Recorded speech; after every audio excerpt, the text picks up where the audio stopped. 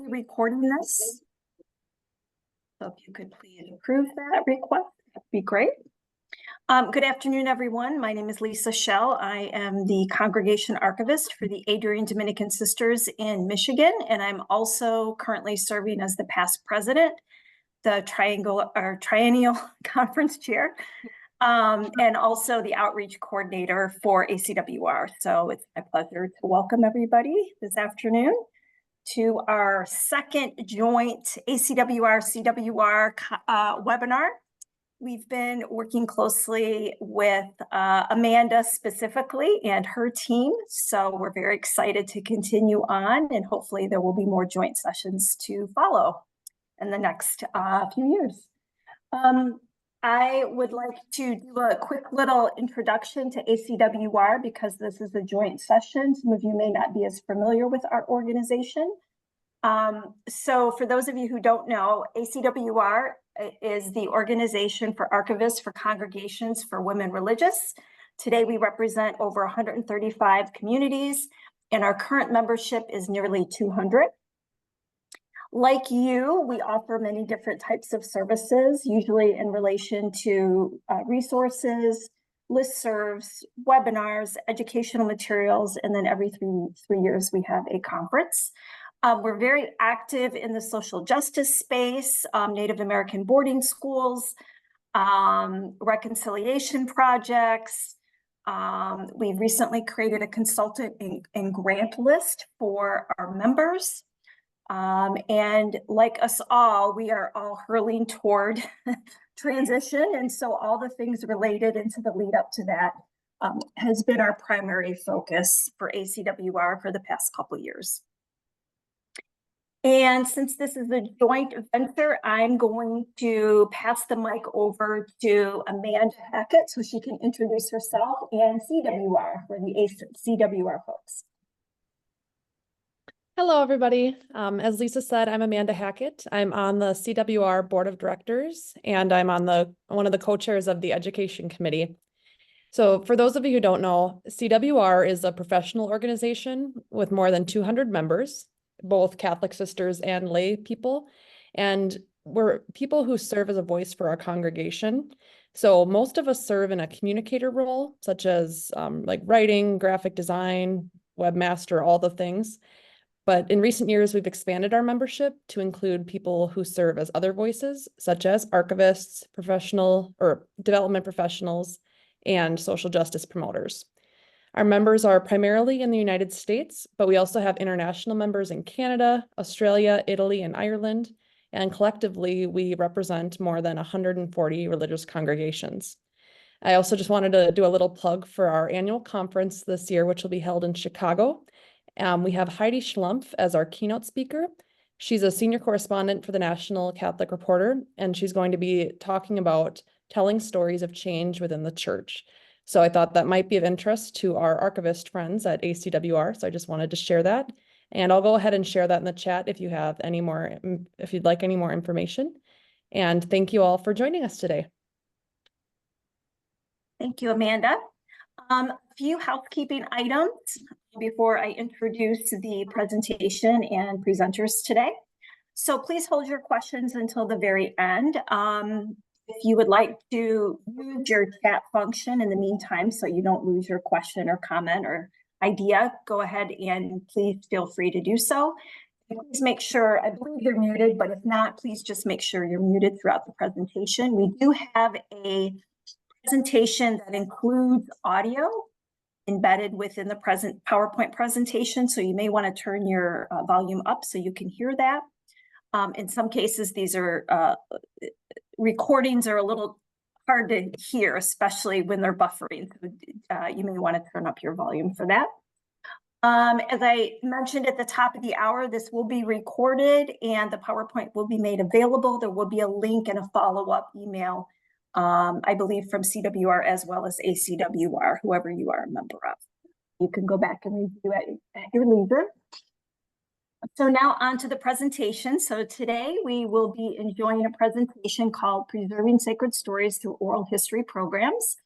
In this webinar, our hosts Sister Mary Cabrini and Julie and Sister Grace Marie will share their experience of spending 6 years traveling the country and recording the oral histories of sacred stories, as Sister Cabrini lovingly calls them, of 125 sisters.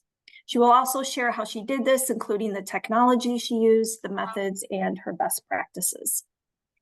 As we travel alongside Sister Cabrini, Julie, the Mission Communications Manager at the Felician Sisters of North America, will provide a communicator's lens of the project, including how these sacred stories have been and will be used for their congregation's communications.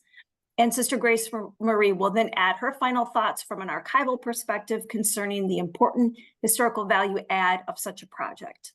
This project, as I think we can all agree, is a perfect example of what the magic that can happen when communicators and archivists come together. So first up, Sister Cabrini is a member of the Felician Sisters of North America, Our Lady of Hope Province, located in Beaver Falls, Pennsylvania. Upon retirement from leadership in her community and in Rome, she served as the local communicator, a position that she still holds today. Also, upon retirement, Sister Cabrini embarked upon a new ministry of recording the oral histories of her sisters. Rather than calling them oral histories, she prefers to call them sacred stories because each person is precious and has a unique story to relate. She traveled throughout North America for 6 years and has recorded 125 sisters' sacred stories. She recalls with joy this time in her life and is grateful to each of the sisters for her willingness to share her sacred story from the depth of her heart. Julie is a nonprofit executive with over 25 years of diverse experience in the religious, legal, education, and healthcare fields. She is currently the Mission Communications Manager with the Felician Sisters of North America and has considerable accomplishments in establishing and developing operational programming and strategy, fundraising and marketing initiatives, along with nonprofit governance. And finally, Sister Grace Marie was an elementary school teacher before getting her MLIS at the University of Pittsburgh in 2015. She has served her community, the Felician Sisters of North America, as archivist for 9 years.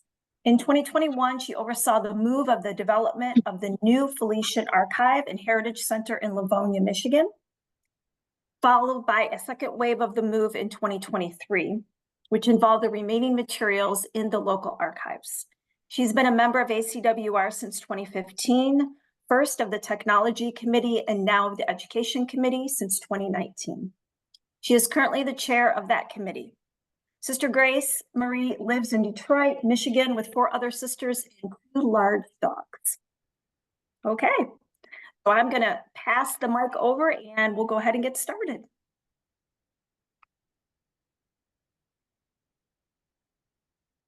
Veronica, I think you could go to slide 3 since we have already spoken about the title as well as who the speakers are today.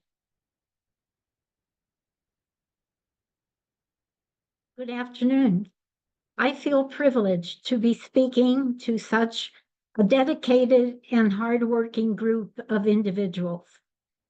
Let me begin my presentation by giving you some background about the project. Felician Sisters recognize that our sisters all had wonderful experiences through their lives, both as young people outside of community, and also they had many memories that they held close to their hearts as they traveled the Felician journey with us. We wanted to capture those recollections because of their historical value, primarily because of the historical value, and because they spoke to us of a sister's unique experiences in community.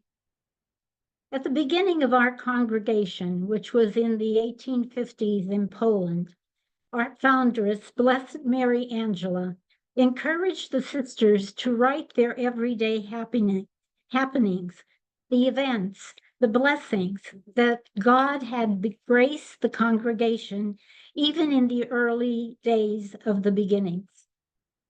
She lamented the fact that so many precious memories would be forgotten if they would not be written down. This very idea together with our Felician core value of respect for the dignity of the human person, is what gave rise to the Oral History Project. We valued each sister's individuality and knew that she herself had a unique story of how her life played out as a Felician sister. We felt we needed and wanted to preserve that uniqueness. We wanted to collect memories of those dedicated women religious before they were lost and could not be retrieved. Next slide, please.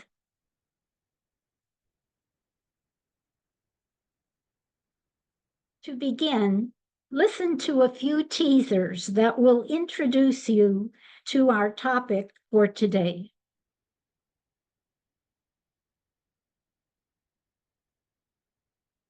Veronica, can you click on the link?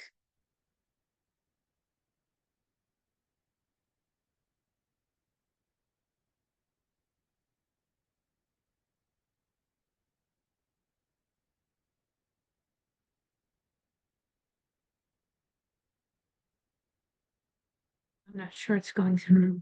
I don't know. All right.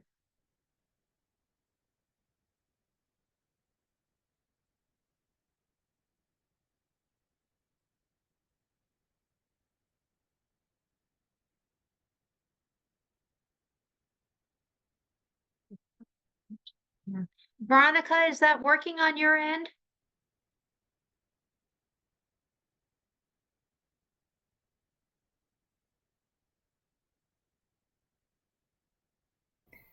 Yes, I could hear the audio. I hope everyone else could.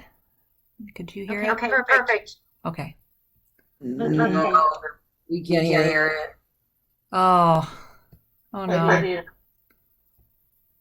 Normally, when you share your screen, there's a little thing to share audio. So you might have to Share sound. Okay, we'll try it one more time here.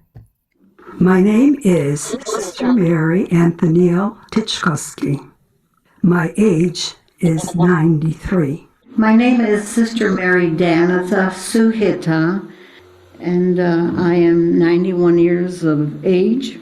My name is Sister Mary Hilaria. I'm 101 years old. My name is Sister Mary Lucasia Marzalek. I am 99 years old. My name is Sister Mary Emily Tamakovsky. I am 91 years old. I am Sister Mary Dennis. I am 91 years old. My name is Sister Rosemary Tomitsky. I am 91 years old. My name is Sister Mary Markianik. Next slide. Next slide, Veronica. The voices you just heard are random voices of the sisters who have been recorded. They have told their stories and their memories, which have been captured as part of this project. These stories were recorded in as far as California, as far east as Connecticut, as far south as Texas, as far north as Canada. Many of these sisters have already been called by the Lord for their heavenly reward. But of the number recorded, which was 125, approximately 25 of them are still with us. Next slide, please.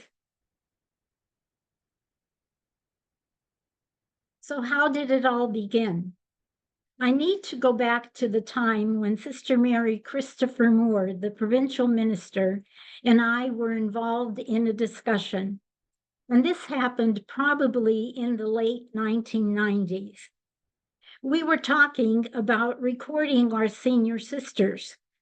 Both of us were quite interested in this project. Well, like many other projects facing leadership, we talked, but others, of course, had to take priority. So in 2012, when I returned from Rome, Sister Christopher and I were again discussing, this time thinking about a future ministry for me since I was available. Well, she posed the idea of oral history to me. I thought, I listened, I prayed about her offer, I recognized the importance of it and said yes. So it began. Sister Mary Christopher appointed me as the person who would record the stories, as well as Valerie Altman, our provincial coordinator and executive director of the Office of Mission Advancement, to work together with me. Next slide. In the days that followed, I began thinking about my ministry. And the more I thought about it, the more I didn't think that the title Oral History captured what this ministry was all about. I thought that it was very impersonal for something so personal. It was cold. It didn't capture the essence of what I would actually be recording. I thought, no, this is something that belongs only to this individual sister. Indeed, this is something that was holy. I knew that divine providence had worked in the lives of the sisters, and I wanted to preserve these blessings in their stories. To me, it was sacred. So I asked that the project for the Felician sisters be known as Sacred Stories. In this way, we were recognizing the importance of capturing diverse stories of Felician sisters, women religious who, like your own, dedicated their lives to helping, healing, educating, standing with the marginalized, helping those who were poor, and advocating for God's people throughout the 20th century. At the beginning of our project, our intention was simply to preserve the stories of the sisters, and the primary designated use at the time was archival. We were also thinking of placing snippets of the stories on the websites, possibly using them as excerpts that could be made available for vocation outreach, but that was about it. Julie Kresge, of course, will address these efforts later in the presentation and show you how they are thinking now of using them in different outreach techniques. Next slide, please. Our provincial communicator, Valerie Altman, was a great help for the project. I would be traveling about the province, which included all of North America and Canada, interviewing sisters and recording their stories. Meanwhile, Valerie had crafted some questions which could be used in the interviews, researched and provided appropriate technology, and ultimately handled the digitizing and preserving of the materials. This was a tremendous help to me, since I could not really continue my other duties in the province, record the stories, and do all that Valerie had been doing. But most importantly, I did not have the expertise which she had to get all of this done. So we made a very good team, and it was a good process. Next slide, please. So far in the presentation, you have heard quite a bit about the sacred stories. Let's give you a snippet of one of the sisters' stories. This is an excerpt of Sister Mary Dianette's lived experience when she was ousted from her Polish homeland as a young child. She traveled through Siberia and ended up in Mexico. And it was there that the impact of those formative years became her choice of life as a Felician sister. Now, you have to realize she is very soft-spoken, so you will have to listen very carefully. Okay, the recording, please. I am Sister Mary Dianette Werner. I am 84 years old. I'm Poland born and round the world raised. I was born in Poland in a small town called Cumań. When war started, I was barely 9 years old. We were coming from school and Dad was arrested immediately because he worked for the government. And the bullets were just flying. If you didn't crawl on your belly, you were a dead duck immediately. So for weeks then, we lived in ditches in the forest. The Germans were bombing everything they saw higher than the ground. So eventually we were evicted from the house, so we took lodging across the yard from my grandmother. We were packed into one single room. They came in the morning, the Russians that is, at 2 a.m. and gave us 20 minutes to pack and get out. They packed us into the boxcars there. And so we rode in those boxcars. There was nothing, we didn't have much food. And if the train stopped anywhere in the wilderness, they told us to get out, take care of our physical needs, and they would stand in a row with guns loaded and pointed. Then we rode that way from 10th of February until April. It was just before Easter that we got into the Siberian settlement that they meant for us to stay. And so we finally got there and we lived in log cabins, just rude log cabins. We were there in Siberia a year and a half, and then we obtained amnesty from Stalin, and how that happened is Germans were encroaching into Russia, and Stalin didn't have enough army to fight Germans. So General Sikorsky and Enders told him that if he releases Poles from the lagers he's holding in Siberia, they'll train the army and they'll help him fight the Germans. So he released all the Poles, and so everybody was moving from extreme north to the extreme south, again by boxcars. We were traveling on barges and rivers, we were walking, we were traveling by their two-wheel wagons, and finally we arrived in Kazakhstan, and then Turkmenistan, and finally Uzbekistan. So eventually we were moved to Tehran, and there was a week-long trip by bus. Roosevelt said he would take us in, but first we came into Mexico, and that was October 24th, 1943. We were the last transport of children and adults that were coming into Colonia Santa Rosa. The Felician sisters came in after we were there for a year, I think.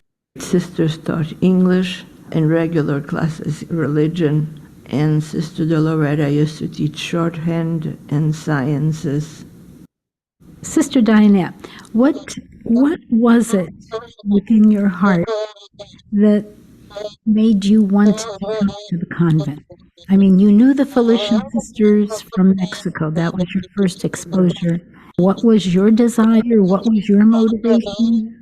Just observing how they worked and how they prayed, that kind of enticed me.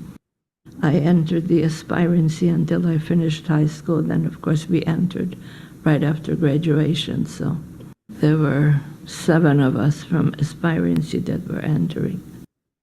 I appreciate your willingness in sharing your story. God has led you through many difficult times. It's been a great opportunity to talk with you, and I appreciate your willingness in sharing your story. Thank you.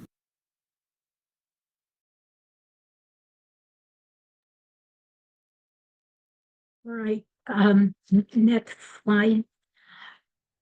Just to make a comment about Sister Dianette's story. You can hear the emotion in her voice and how really saddened it was for her so many years after that had happened, you know. But she told it and told it beautifully.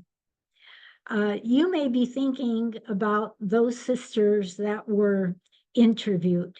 So let's focus on the interviewees. How did I choose those sisters? Honestly, it was a team effort. When I was first given this ministry, I decided to write to the local ministers of each of the central convents. They were our former provincial houses in 8 different areas.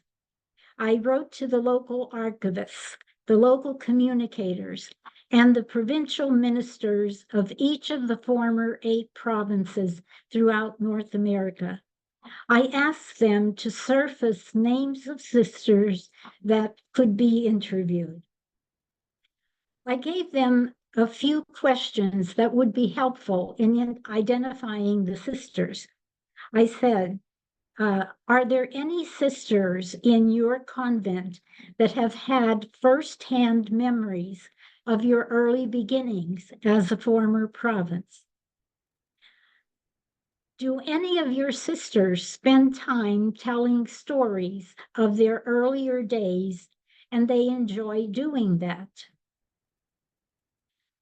Are there any sisters to whom you have said, you should write a book, or did you ever think of putting this in writing? In each of the areas, I asked that one of those individuals, either the former provincial, the communicator, the archivist, would be the liaison between that particular convent and myself. And I had wonderful cooperation. I needed those liaisons because I wanted them to, first of all, identify a definite space where we could meet for the oral history project. I needed to be sure that there was no paging, that it was quiet, it was secluded, that there wouldn't be any distractions. These liaisons worked beautifully with me. So when I went on my first visit, I began by interviewing the oldest sisters that they had suggested, because they would be the ones that could begin to have memory issues, and then their stories would be lost. The sisters were most willing to speak with me. I tried to put them at ease, and I wanted the interview to have some life, to be a conversation, a talking back and forth. So before we even started recording, I kind of prepped the sister to be looking at a conversation.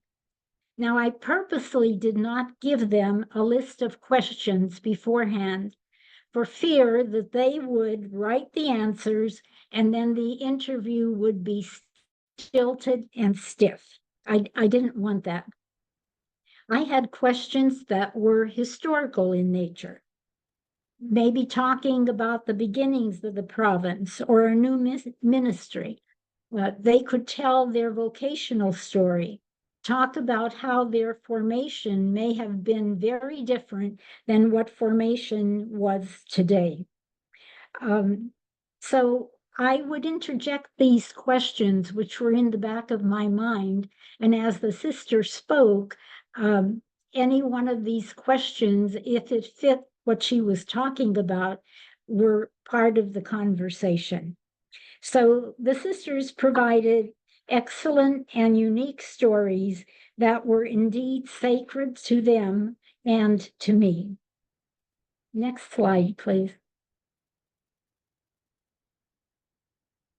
If you are thinking of recording the oral histories of your sisters, you can use either audio or video recordings, or both, I guess.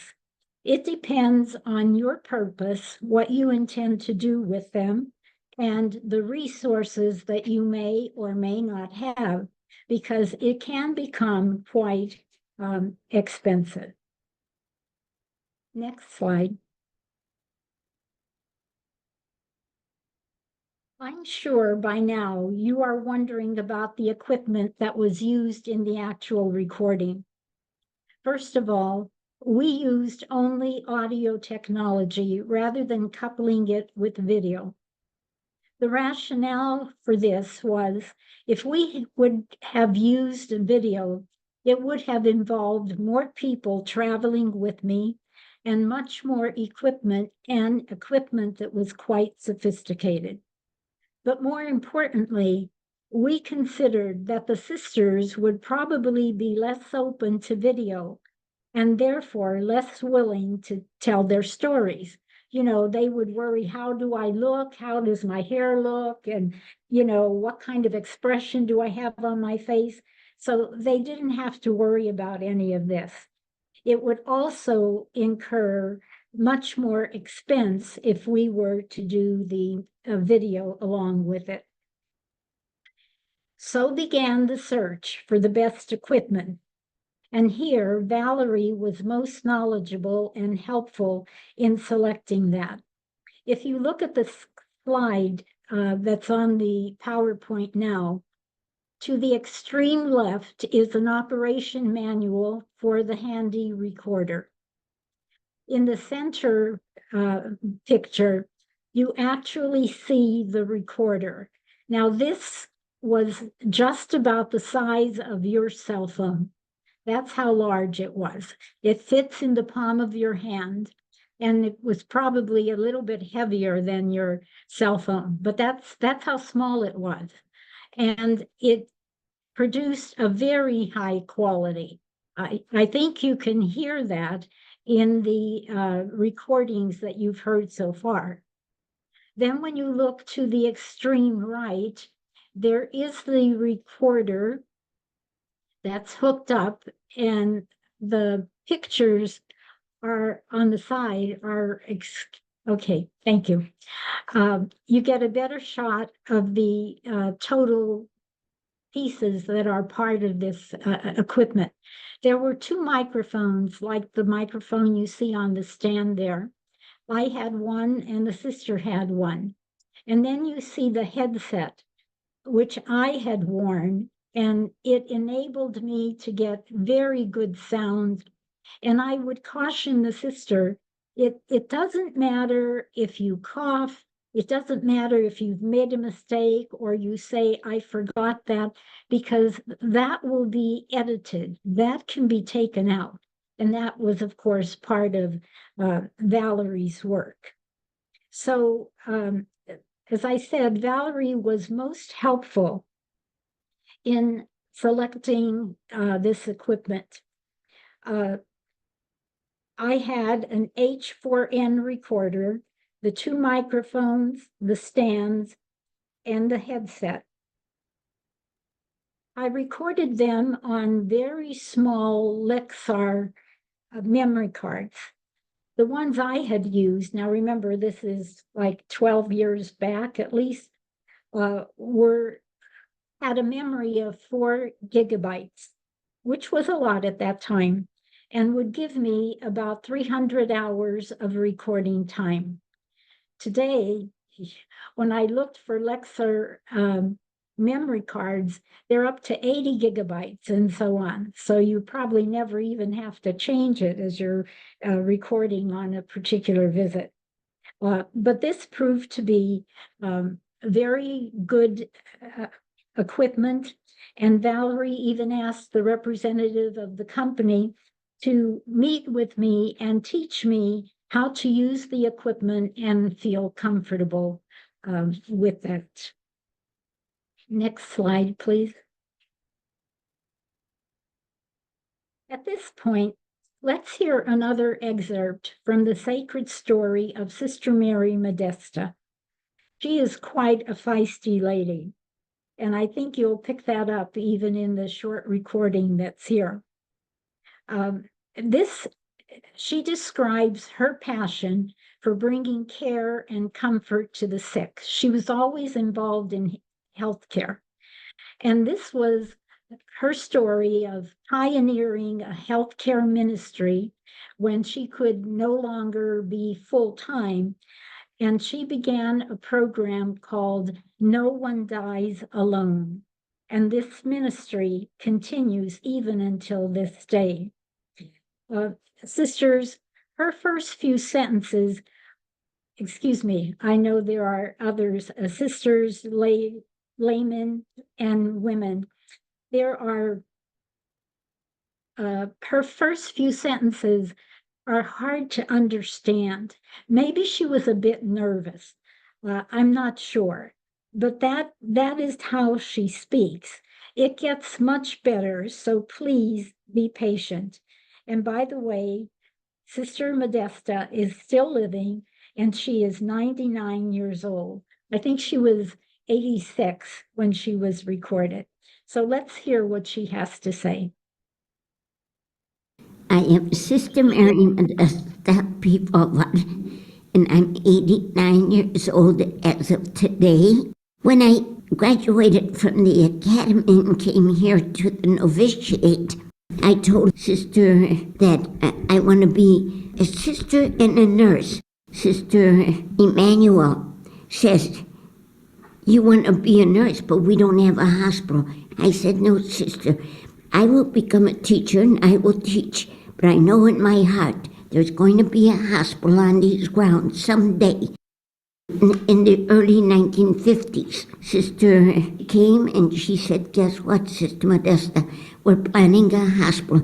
We don't need another nurse, but we don't have anybody for the lab and pharmacy." So they sent me to be trained as a medical technologist and to organize the lab.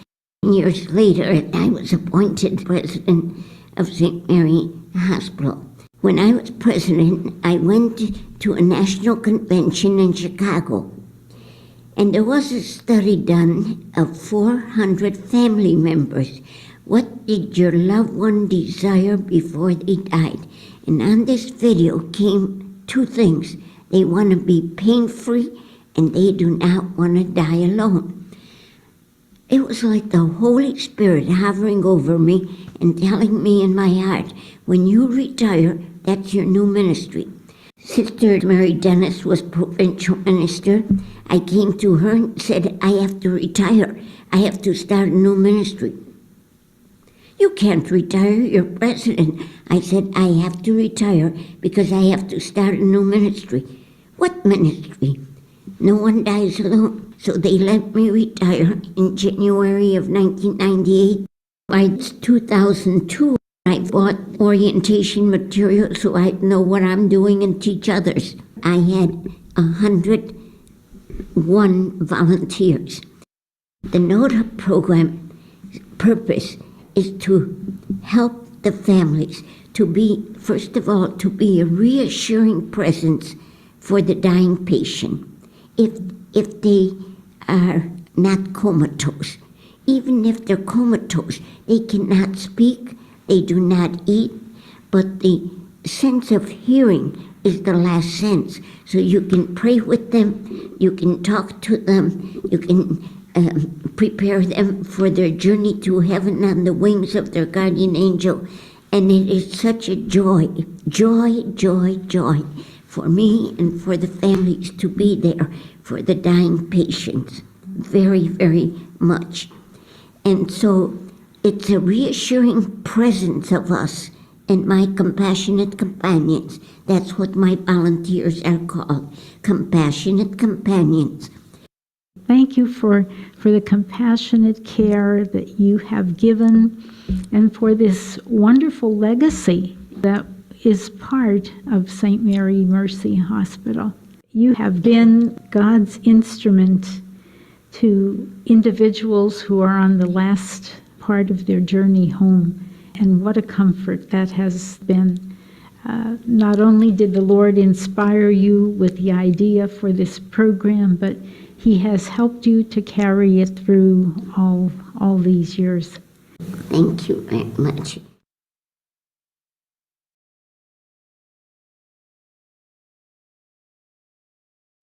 Next slide. So this project began in November of 2012 and ended in November of 2018.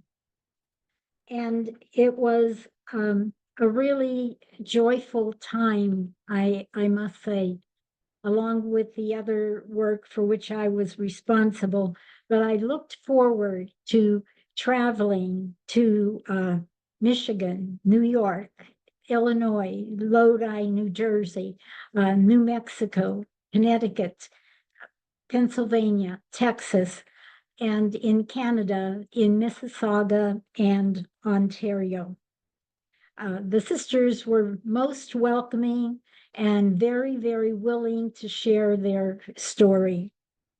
And in fact, I recall one of the sisters, we were in New Jersey at that time, and she was coming for her interview, and would you believe she had fallen, she had slipped on the carpet, and actually she broke her hip. I'm very sorry to say at that time, but she said, "Oh, and I really wanted to tell my story." And I said, "Adele, we'll get your story." So they were willing to share and wanted to share. The interviews that I had ranged anywhere from 30 minutes to 3 hours. Of course, not in one sitting, of course. And I scheduled myself in a particular place when I knew I could be there at least for 2 days. And in that way, when I walked out the door at the end of the 2 days, I probably had anywhere from 10 to 12 sisters that had been recorded. So I tried to do at least one area per month, depending on what I had waiting for me at home. It didn't always work out that way, but for the most part, it did. And it was a very, very rewarding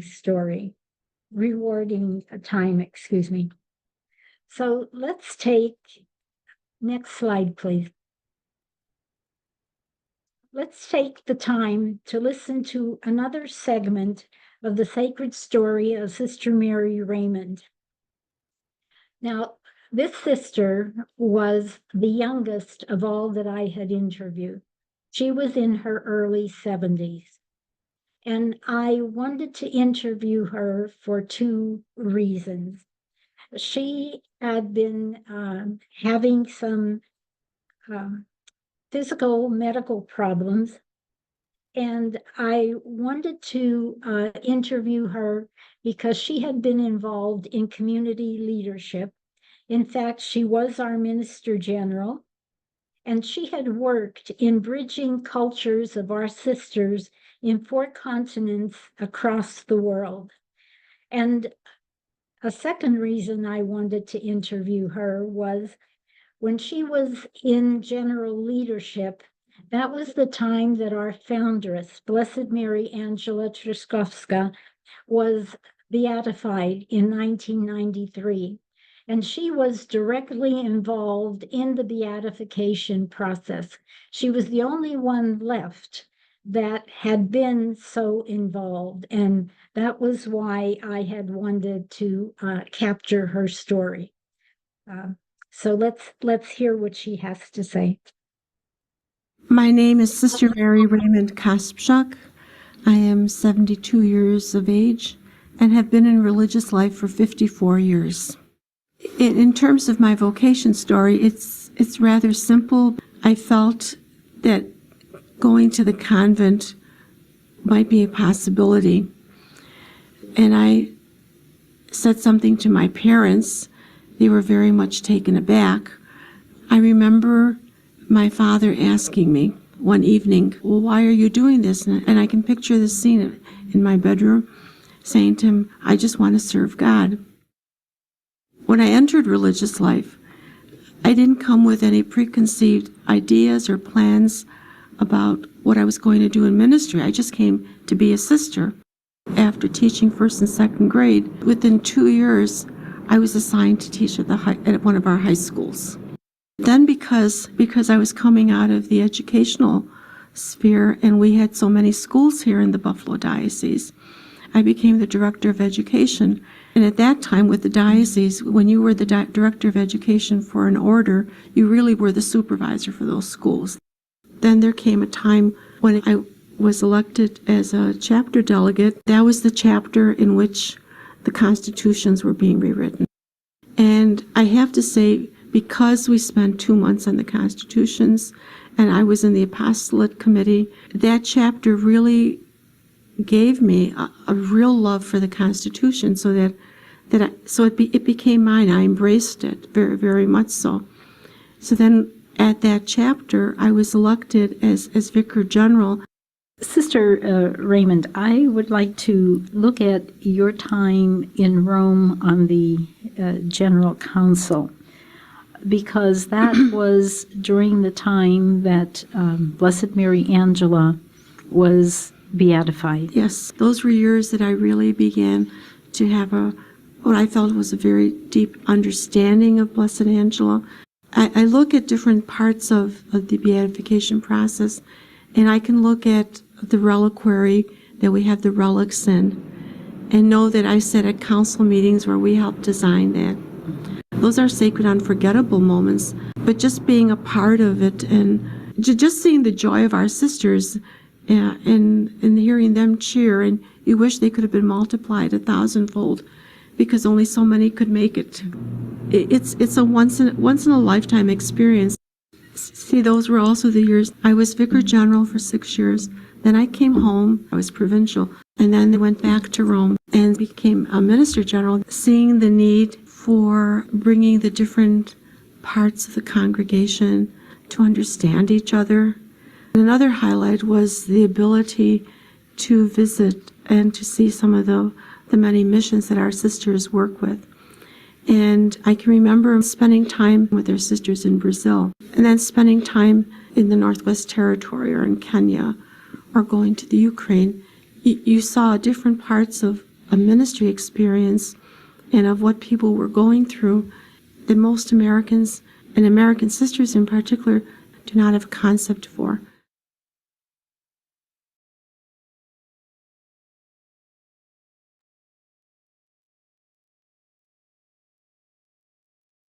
I want to tell you about the communicator's role in this project.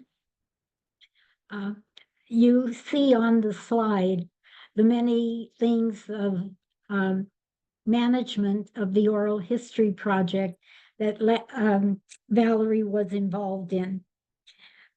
She was the one who managed the project. When I would complete one of the Lexer memory cards on which the stories were told, I would turn it over to her. Valerie would then transcribe each sister's story, edit the story, create digital records, create 2 CDs of the oral history, and preserve the cards along with all of the materials. When she transcribed the stories, now that she's completed with that part of the project, or with the project, let's say, she now has 4 huge binders with transcriptions of each interview. Her role was critical to the preservation of these sacred stories and took endless hours of work, months of transcriptions. So she has been, as I said, invaluable to the project. I think you can see too that it takes a lot of people. It really takes teamwork to get a project like this. Not only the sister herself who is telling the story, but the people back home who researched and decided and suggested names for interviewing, the liaisons who kept in touch, Valerie, the people who sold the equipment and so on. So there was a great deal of teamwork in doing such a project. One of the, well, next slide, please. There's actually two more stories left. There's Sister Felicity, and then one at the very, very end. But this is Sister's story where she discusses her Polish roots and the interconnectedness of her grandparents when they searched for a new life in America, and how the Felician sisters helped the Polish immigrants really acclimate to this new country. So let's hear her story. I am Sister Mary Felicity Wardzinski from the Buffalo area, presently 93 years of age. What strikes me when I reflect upon the past is how much the culture of a particular period affects you. I was born in Buffalo, as were my parents. I am a post-World War I baby, in that highly stimulated moral culture of the time after the war. My immigrant grandparents, who in spite of the oppression they themselves experienced, are a wonderful model of the type of immigrants that came from Poland, determined that they shall flee the oppression for the sake of the children to come. As one of my grandfathers told my father, it would have been worth to swim the Atlantic to come to America. One of my grandfathers was from the German partition. The boys there had to have 3 years of education, but no more. Girls were forbidden education. And I bring this up to show the impact on people under total oppression. So my own origin comes not simply from the Buffalo area, but from the Buffalo Pole area. And I am pointing out the influence of that, which also affected me in coming to this community, and the work we are doing, the obligation that these immigrants felt they owe to the children they will bring in this new world of freedom, to their ethnic and religious heritage. The sisters who came with the notion that they will prepare the next generation in what they need in this new country, but they will not let them lose what they had. What was so attractive to you as a young child about the sisters that wanted you to be like them? In my middle grades, began to think, I want to be like our sisters. The wisdom of the sisters, the love of the sisters impressed me. I saw something holy in them. I entered in 1935 and was number 56 in the aspirancy. Our contribution to the culture of America has been made possible because of the sacrifices of our mother foundress and an understanding by our leaders that we must be very faithful to the church. I can be completely joyful and completely deepened in my spiritual life just looking at the past and thanking God for granting me the grace to partake in that I participated in something as wonderful as our service to the immigrants having come from that background of Poland, through this community is something, even eternity won't be long enough for me to thank God.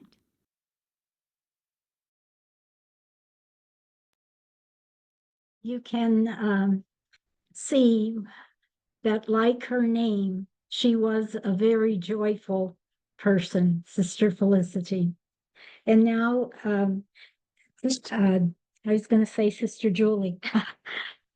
Julie is going to talk to you about how they will plan to use the oral histories today and moving forward.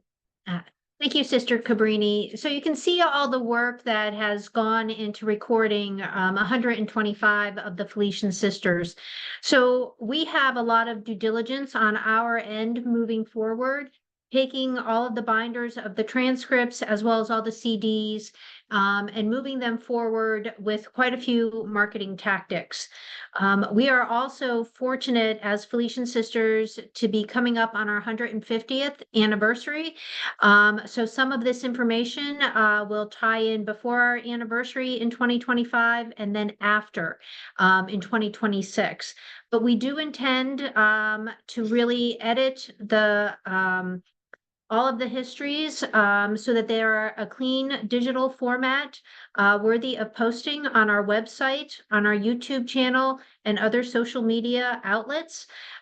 This will be completed through programs like Vimeo or Clipchamp. We will also do postings in our e-news. So that's an electronic newsletter. So we can put a link attached to a sister story. Folks will be able to easily just click on the link and they can hear a story, and that we can accomplish one a month moving forward. Of course, I think as most of the congregations on this line, they probably have some kind of a magazine, as do the Felician sisters. So ours currently comes out biannually. There'll be a story as well as a link to our website page. All the sisters that have clean transcripts, they'll be in alphabetical order, so you can just click through and find the sister that you are looking for, or just, choose a sister to hear their stories. We are fortunate with our magazine that we get lay folks that tell us wonderful stories about our sisters. So they do remember fond memories of the Felician sisters. So it'd be great to pair them up with the audio clip as well. And then, of course, I think we mentioned only briefly, but we are opening up a Heritage Center in Livonia, Michigan, in November of 2026, I believe. I hope I have my dates right on that. And we would love to incorporate all of these stories into that exhibition in some way. We would, of course, enlist Sister Grace in helping us archiving all of these materials as well. And I'll let her discuss the archiving potential for these stories. And then just know on the back end, as marketers, we do like to track how well our communication efforts work. So Google Analytics will come into play, and we can see how many sister stories have been listened to the enjoyment of the audience. Next slide, please.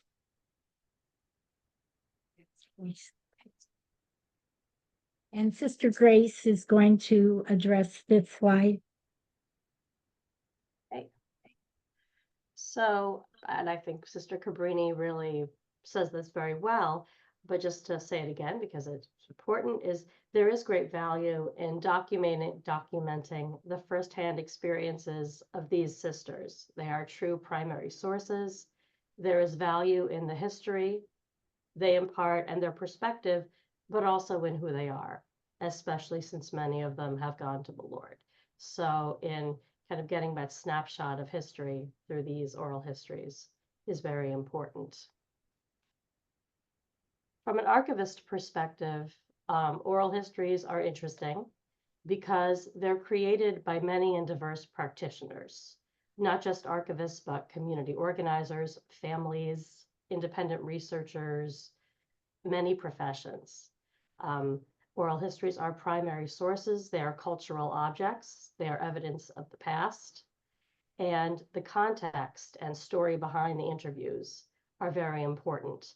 So when the stories are saved, the description and the metadata that's attached to it need to show that context at all levels. So the pre-interview, the interview, how it was processed, how it was preserved, and then how it was disseminated, shared. Thank you, It's Sister important to Bree. have, yes, Oh, I'm sorry. no, it's I'm okay. sorry.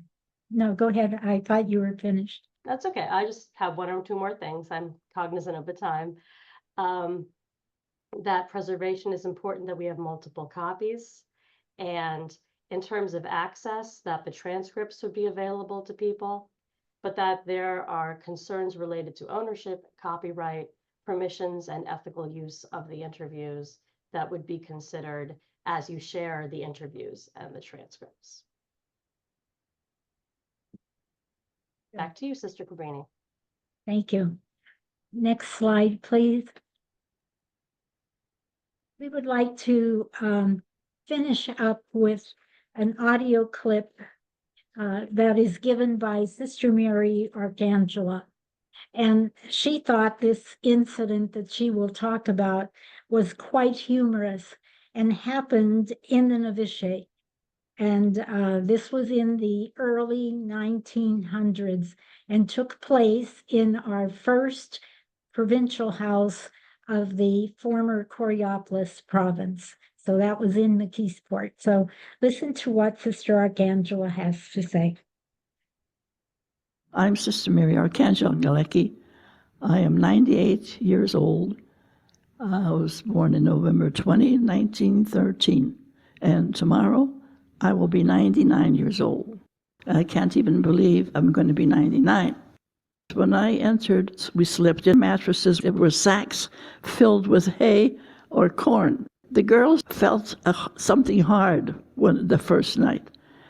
So they dug into this sack and found out these cobs in there, and they threw it at us, and it hit us in the head.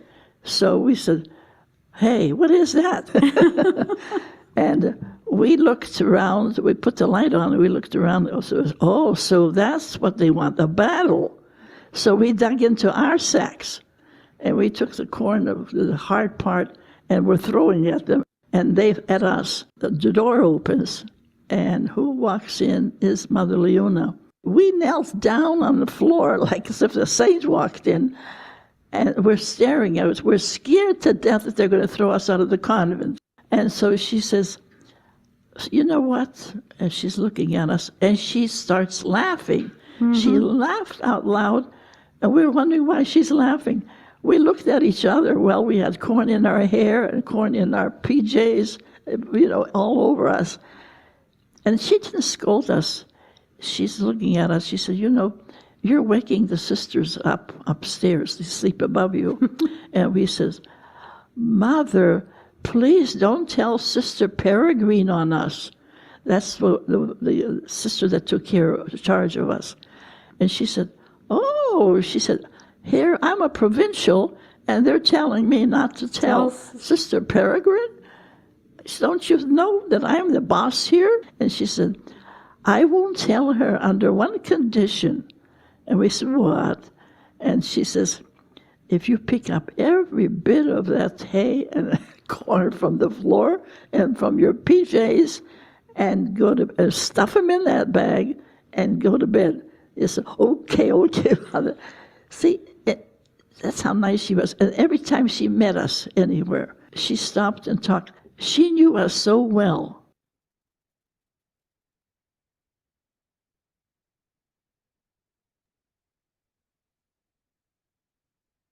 So that's the story for Sister Mary Arcangela.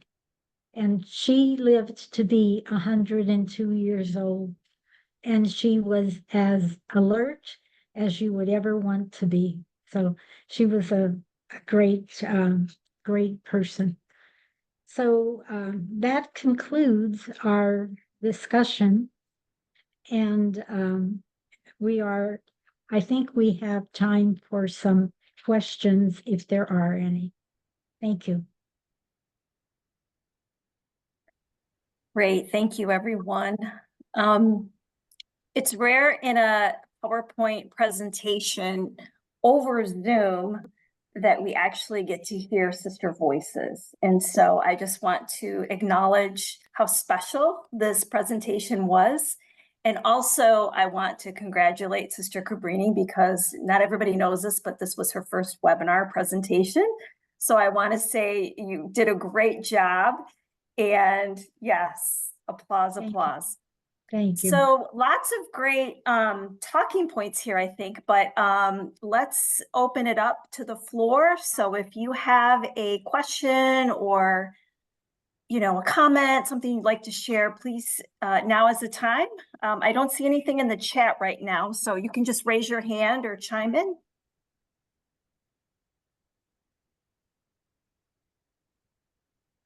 Looks like Carol has a question. Go ahead, Carol.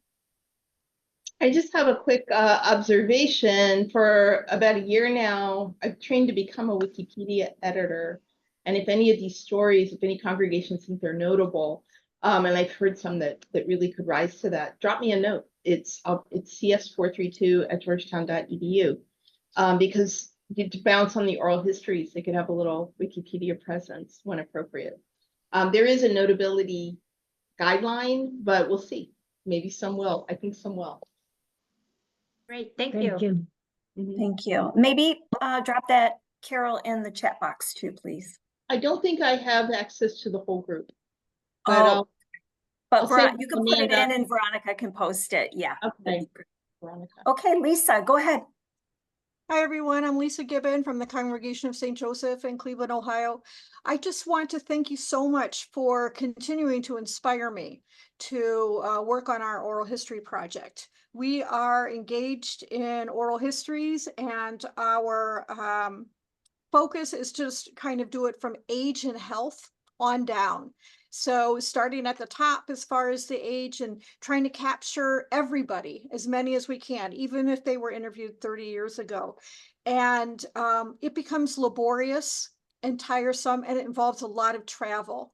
And capturing people when they're at their most lucid moments, healthiest moments, can be a real juggling job. So I just want to commend you for all of your work and for showing me why I'm doing what I'm doing. I'm listening to those glimpses, and I know that I've captured them myself, but I haven't gone back and listened to my interviews, and I haven't gone back and lifted those little pieces. And I just want to thank you, because now I know I have just true gems and treasures in the stories that I've recorded, but I have not done anything with it. So thank you for continuing to inspire me.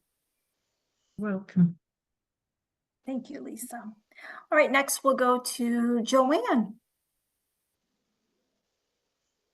Oh, take yourself off mute.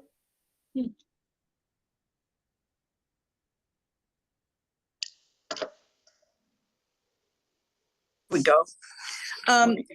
I have been considering working with StoryCorps on NPR radio, and I just was wondering if anyone had any experience with that. I rudimentarily used my phone with the video to do that with a sister that I'm thinking of for StoryCorps, and it's kind of rudimentary compared to what I just saw on your materials, but I just wonder if anybody has any tips on StoryCorps or any experience with that. Well, Joanne, several years ago, probably at least 10 or 12, StoryCorps came to Pittsburgh, to Mount Mercy College, and they had, I guess it was Valerie Oltmans, who contacted me and asked if I would be willing to go to their university. It is now a university, and record sisters, and they would use it on StoryCorps. So I recorded sisters that came with me, and we have their CDs. But Okay. unfortunately, StoryCorps never got back in touch with us to tell us, how they are using that material. Sure. Well, they tell you that they're archived in Washington. So that's one piece. I just was, I know they're every Friday they have one on NPR in the morning, but that's not what I was looking toward. It was just to have this sister archived in Washington because she worked in Appalachia, and that's so part of our United States history, to be a mover and a shaker in that part of the world. So I thought it was important we tape her. So I'll just keep working on getting the right equipment and working with her. Thank you, though. Thank you for this. This was excellent. Thank you. Okay. I'm going to jump over to the chat for a moment, Leo, so sit tight. Kenneth Gustin would like to know, are these available on a podcast? Not currently. That is something we would move towards, but we really, with all of the 125 stories, we just got the CDs and the transcripts. So there's a lot of work kind of organizing them and putting them in the format for a podcast. But yes, that's something that's on our bucket list. Great. Okay. One more from the chat, and then we'll cut over to Leo. Cecilia would like the link where we can hear the recordings. Is that something that you can make available? Sure. If you could, Lisa or Amanda, get me a list of all the attendees today. When we have that live, we can certainly share that information. Sure, we can do that, I'm sure. Is there a link that you can share in the chat and send it over to Veronica real quick? They aren't currently posted on our website, so I don't have a link to share. Got it. Okay, got it. Okay, great. Okay, let's go to Leo. Hi, I appreciate the sharing of your sister's experience. I have a question though. As of right now, I'm the only person in the archives, and would there be and I found myself kind of at a disadvantage because first, I'm not a sister, and secondly, I'm a male. And would that hinder the sisters opening up? Do you find that in your would that be a hindrance, do you think, to sisters sharing their stories? I don't think it would. It might take some adjustment, that's true, but I think they would. I think the sisters are happy to tell their story because it may be helpful in some way to another individual. Our sisters work very much alongside the laity. There are lay people employed here at the Provincial House where we're doing the webinar, and we have them in our own convents, and we work with them, we love them, and we consider them as part of our family. So I would say no. Okay, thank you. I've been trying to partner with a sister to see if she could carry out the interview on our behalf, but sometimes when I get the recordings back, there's a lot of I'd like to call it sister speak between the two sisters. So I often wonder if I conducted the interview, if would be, I'm sure it's going to be a different tenor for sure, but would that I was afraid that it would kind of create a wall where we're trying to kind of break down or kind of be more would she be more open with me being an interviewer rather than a sister? So thank you for that. I'll try to schedule one soon. Thank you. Good. Thank you, Leo. Okay, back to the chat. So Katie and Sister Suzanne, if you could hold on a second. Carly Flanagan would like to know, can you speak a bit more about the editing process and suggested software? Can you say that over again, Lisa? You cut out just a bit. Yeah, sorry. Carly Flanagan would like to know about the editing process and the software used. So the software is really the memory cards that were shown in the presentation. So those were converted over to CDs, and we will take those CDs and put them in a program like Clipchamp or Vimeo. They're two similar programs. You upload your audio and you are able to put in, we call it a donut. You can put in a title slide and an ending slide, and then you can also edit the segments of what the sisters are talking about. So if there's laughter or some phrase that they didn't feel that they got quite right, you can edit those out very simply in these programs, and then you just save it to a high definition file and just download it.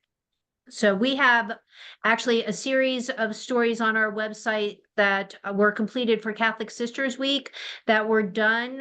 They are videography files, not just audio files, but easily to just take little sound bites, put them together and make little stories from them, and then save them in the program and upload them to your website or to social media, actually. Okay, thank you. Sister Suzanne Ryder, would you like to go next? And then we'll go to Katie. Thank you very much, Lisa. I was fascinated by the sharing, and thank you very much for it. You have wonderful stories there in your archive. I tell you, I'm in the west of Ireland, and I'm a Mercy sister. So between the two, we're very, what we'd say, cúchalach. We're very shy about telling our stories. And it's like I have put out invitations. We have fairly good software because we're blessed that one of our communications group works in a local radio and has recommended, I think it's Rode microphones. So we're ready to go, but nobody wants to take it up. And I'm wondering, have any of you got any ideas as to how to inveigle sisters to tell their stories?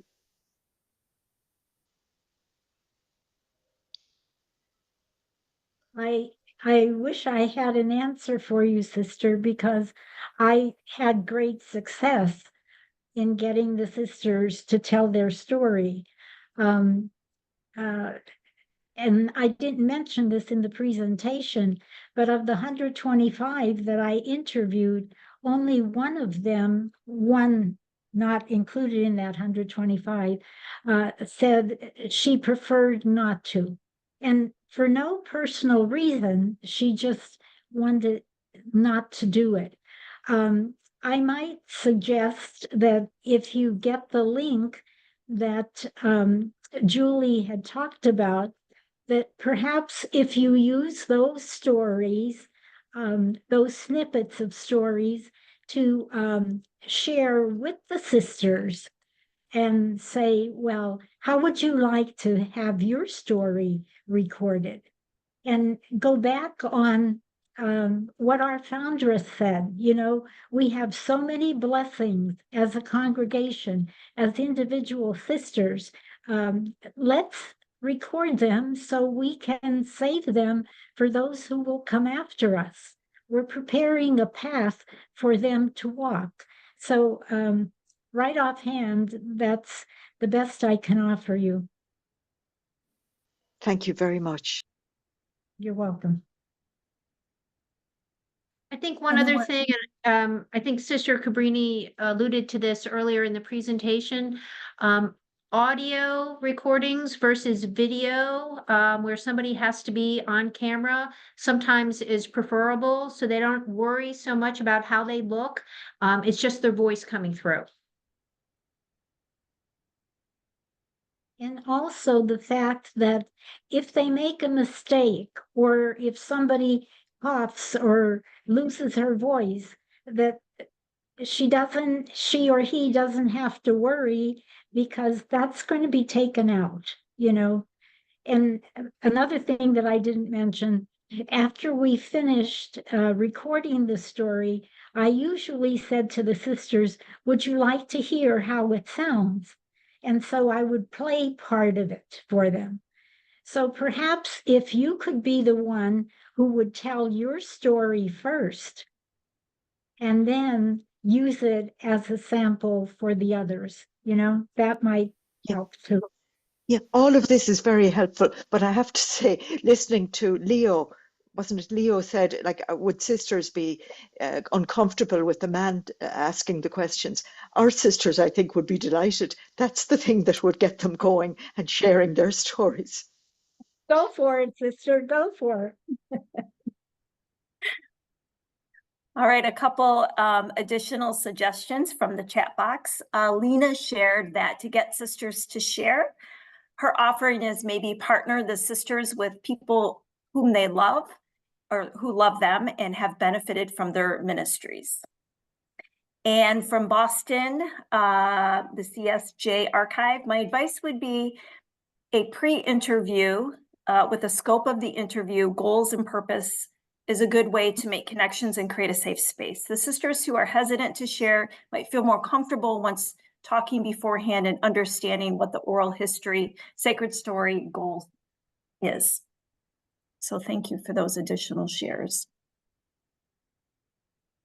Anyone else have shares, comments, responses? We did schedule this for a nice chunk of time because we wanted to make sure that we gave enough time certainly for folks to kind of take all this in because the format is a little bit different with the oral history shares. Oh, looks like we have another couple of shares here. With the Sisters of Charity of Nazareth the Oral History Committee, we ask sisters to share the beautiful thing that God has done in their lives so they can feel the focus is less on them and more on the incredible work God does through them. It's a great way to do it. Wonderful. I have a quick question. As I was sitting here and listening to Sister Cabrini talk about sacred stories and being very intentional about changing the name from oral histories to sacred stories, I was curious to know, this was a ministry of yours, a very important ministry of yours. And so I was curious to know how this impacted you as the interviewer, having bared witness to all these really deeply touching, humorous, and everything in between stories. Well, Lisa, I do have to say that I was very humbled that I would have the privilege to listen to these stories because they are just so personal. And I think that as I reflect back on this ministry that I have had, I am just so grateful for these beautiful women that have been part of my life, have been part of Felician life. And I was edified by their stories, edified by the hardships that they have endured. Just think back to Sister Dianette, who was the young girl born in Poland and traveled through Siberia and all the way through to Mexico. Can you imagine how that felt?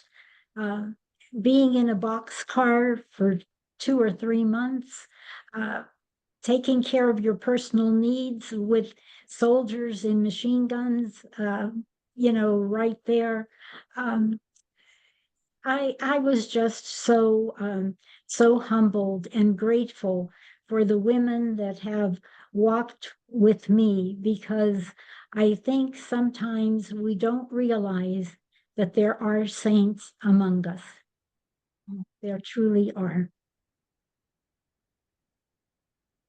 Well, thank you, Sister Cabrini. I think that's a lovely way to end today. So thank you so much. And thank you everybody who carved out time today to join us this afternoon. And I especially want to thank my partners at CWR and those of us at ACWR very much look forward to our continued partnering on these webinars and perhaps other programs. So thank you, Amanda and Julie and everyone else who helped put all this together, because it was almost a year in the making again. So thank you again.